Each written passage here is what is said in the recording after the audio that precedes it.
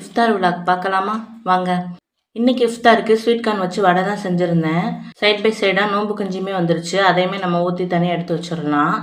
அந்த side வடைக்குள்ளே ப்ரிப்பரேஷனுமே ready ஆகிக்கிட்டு இருக்குது.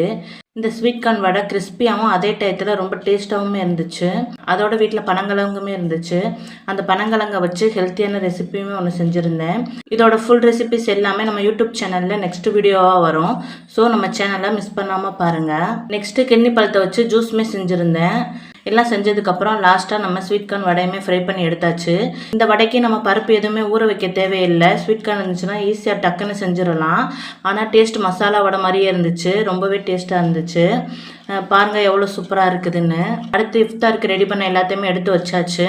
நம்ம செஞ்சு வச்சிருந்த ஸ்வீட் கார்ன், தேங்காய்பால், கடல் பாசி, அடுத்து பனங்கிழங்கு வச்சு ஒரு ஹெல்த்தி ரெசிபியுமே செஞ்சுருந்தேன்.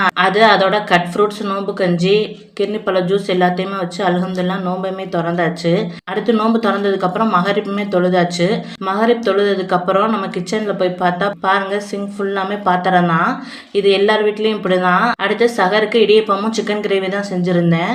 இதோட ஃபுல் ரெசிபி நம்ம சேனலில் நெக்ஸ்ட் வீடியோவாக நாளைக்கே வரும்.